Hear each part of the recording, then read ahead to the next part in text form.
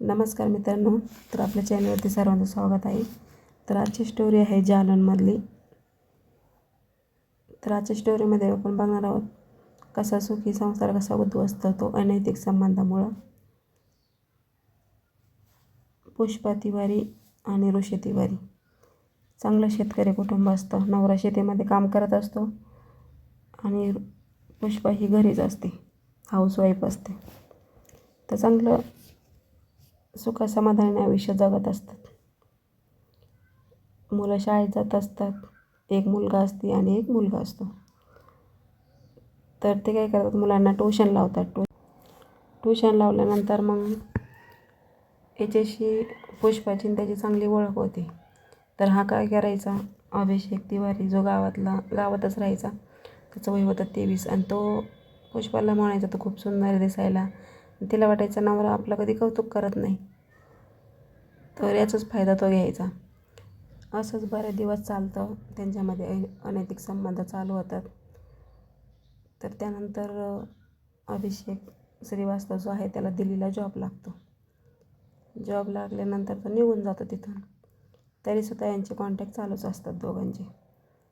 तर तो पुष्पाला खोटं आश्वासन देतो की मी लग्न करीन, आपण लग्न करू आणि चांगलं आयुष्य जगू.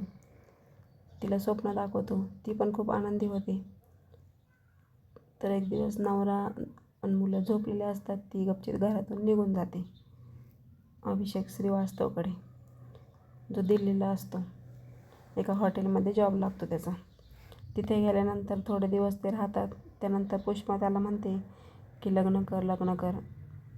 तर तो काय करतो, एक दिवस तिला नैनिताल जे तलाव असतं तिथे घेऊन जातो फिरण्यासाठी.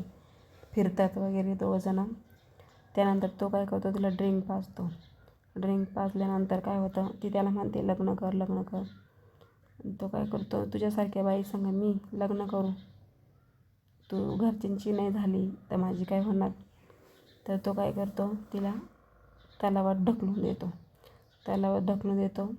जोपर्यंत त्याचा जीव जात नाही तोपर्यंत तिथंच थांबतो. नंतर जीव गेल्यानंतर निघून जातो. आता रात्रीचा टाईम असतो आणि तिथून निघून जातो. त्यानंतर दुसऱ्या दिवशी गावातली लोक तिथून जात असतात तलावाजवळून. तर बघतात एक मृतदेह वर तरंगत आहे. तर पोलिसांना कॉल करतात आणि सांगतात. तर पोलिस तिथे येतात, पंचनामा वगैरे करतात. तिचं कॉल रेकॉर्डिंग वगैरे सगळं चेक करतात मोबाईलचं. त्यानंतर पोलिसांना तपास लागतो. पोलिस अभिषेकला पकडतात, विचारतात तो का मारलं म्हणून. तो सांगतो की मला पुष्पा ती म्हणायची लग्न कर, त्यामुळे मी तिला ढकलून दिलं.